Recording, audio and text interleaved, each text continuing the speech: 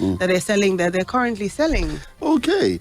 Power sector has also generated a lot of discussion this week. I saw a video where the military told us that bandits, had vandalized some of the infrastructure in the north. Yes. And showed us the video of how the towers were on their bellies. The power minister said Nigeria needs $10 billion investment to achieve 24 hours power supply.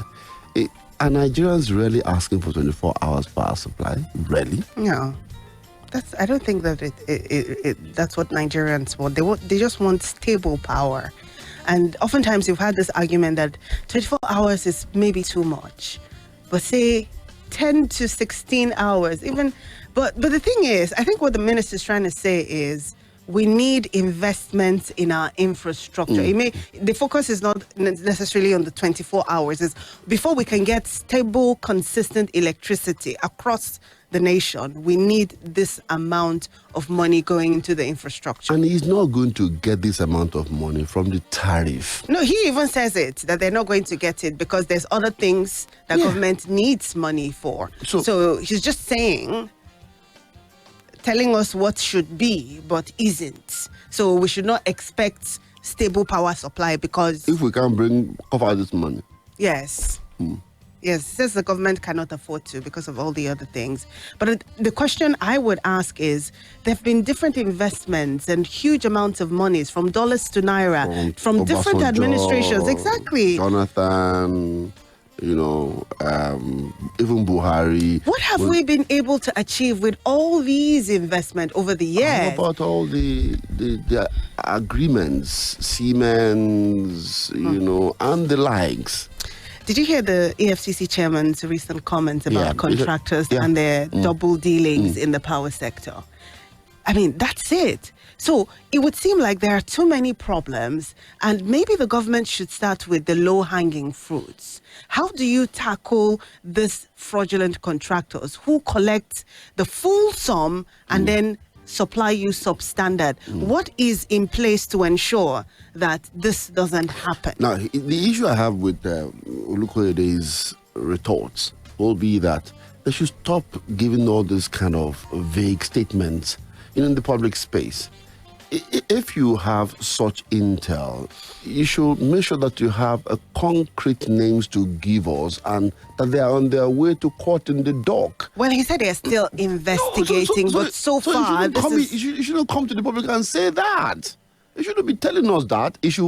By the time he's going to tell us that, it should be at the time where these guys have been taken and they are facing the judge to explain to him or her, what they did with the money. But just saying that it is this failed contract that's responsible for lack of power supply in Nigeria and that we are investigating them, it usually ends there.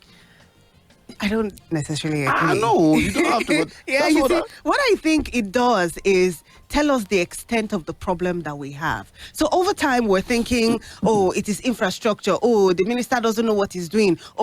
But you hear something like this and it tells you that there's a deeper problem. So apart from the minister not knowing what he's doing or maybe making mistakes, even the people who are given monies to provide this infrastructure that ensures that we have stable power supply are in themselves cheating the government, and the government is not doing anything about it. So I am not saying this minister.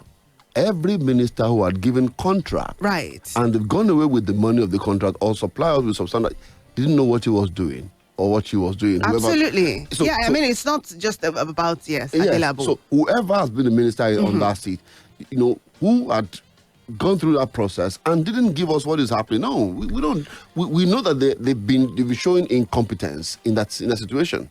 So I am saying that EFCC should wait until there are concrete names to give us, to say XYZ power company took this amount of money and this is what happened with their own process. And they are in court ABC answering questions. Yeah, but while that is going, I totally agree that should be done. Even though I do not agree that he should wait until he has all that. I think that when he makes an announcement like this, it's an indication for the minister to set into motion apparatus that would ensure that when you give a contract, there's a mechanism that, supervises and follows up and ensures that what you pay for is what you get. Okay. Oluwa says, the DSC chairman talks too much. He's not paid to talk. He's paid to prosecute and get convictions. After this talk, we will see nothing concrete happening. My bias too, but Chacha said, let him talk so that we will see what is happening. Yusuf Olaniwaju says, the Ipman news is a good news. The competition has commenced. The price will keep coming down gradually. Thank you. We'll keep coming down. Let's be optimistic. Okay. Lisami Oriire and Adebayo Yusuf, thank you very much. Chadwick Agogo says, in as much as I will agree that the state government can come to assist UCH in finding solutions with the IBEDC issue, will it not be viewed politically that the state government is overstepping its boundaries? This is my concern, because in Nigeria we play politics with everything, even when human lives are concerned. That's a valid point. It's a valid concern, as you've said it. Amo Abiodun Sunday says, good morning, sir. My fuel price to come down by 50 against that of NNPC by Ipman. What a difference. Who is fooling who?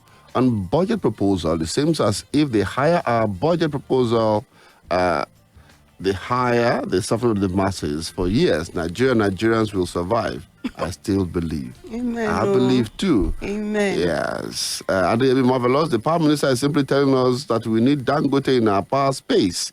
Do you remember a few days ago when one of these post holders came to tell us that we shouldn't allow Dangote in our power sector again?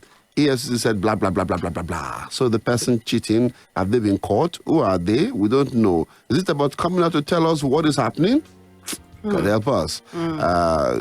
There is, I think, Kigiwa, too much investigations and they release too much information to the public to show off.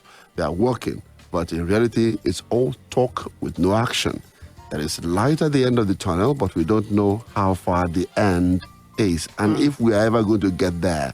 We have a government that thrives in talking. Look at all the officials. Talks, no actions. Good morning, sir. Israel Max Aibekan. We have to go for. They've appointed another person to add to the talk, by the way. So you guys are going to be hearing more talk. Praise up for more talks. Voila can talk. He can argue. He can almost sell you black and white. Yes, that's the guy that was selling refrigerator to an Eskimos. We'll be back, and it will be time for you. Stay with us. Ebi ń pa kà sí nǹkan sí mi la. Ẹ káàbọ̀ ìyá mi, kí lẹ wá jẹ báyìí o? Mo fẹ́ oúnjẹ tó yeruku lálá tó sì ta lẹ́nu.